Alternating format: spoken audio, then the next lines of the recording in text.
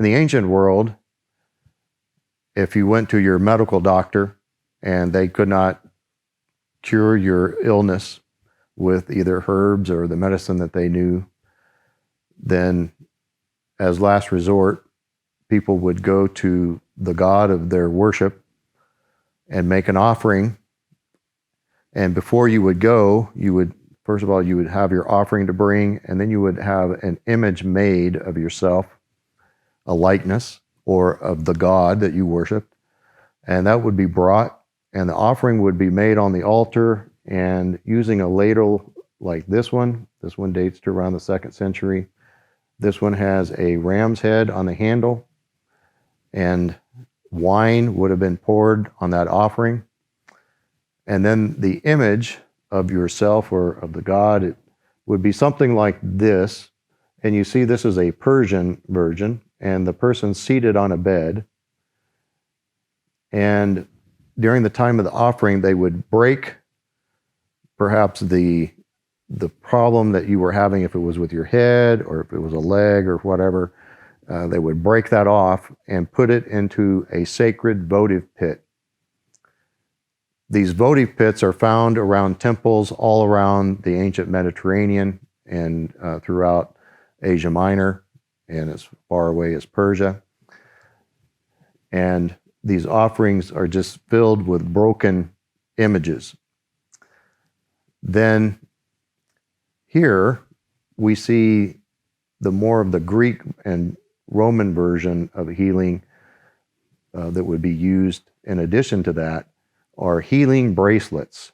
And if you look here at the bottom bracelet, there are 2 serpents that come together facing each other, and they have scales.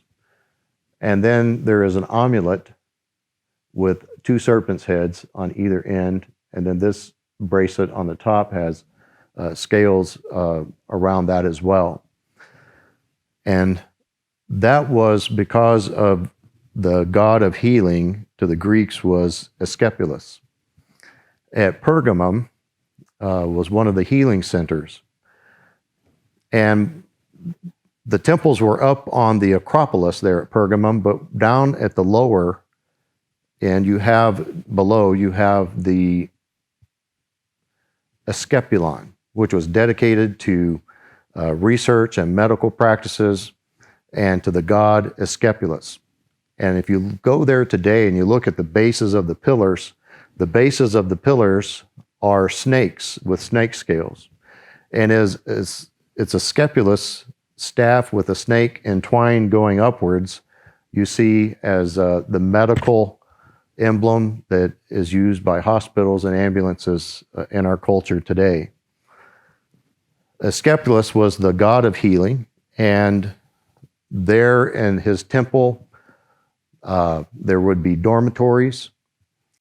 So in the dormitories, they would lay individuals down on mats, and during the night, they would release snakes that were non-poisonous snakes, and they would slither around the patients in hopes that that would heal them.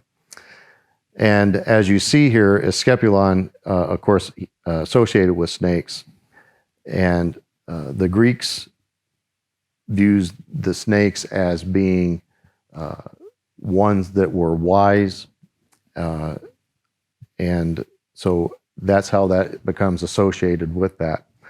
One other thing that I have here is a Greek hand drum, and you would think that this would have been used in battle, and this is a movie prop, and these were not used so much for music. They were not used for battle to get the soldiers to march into battle, but would be used for temple offerings, and they were considered sacred. You see that this has a carving of a goddess or god in the handle there.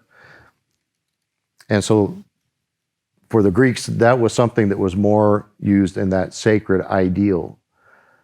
Now you see how people had no other alternative when their doctors had no other solutions, but they turned to their idols. And I am reminded of the woman who had an issue of blood, who had no other hope. She'd been to the doctors, they had no other solutions for her. And she thought if she could just touch the hem of Jesus' garment as he walked by in the throng of the people. And he said, "Who touched me?" Because she knew she had been healed.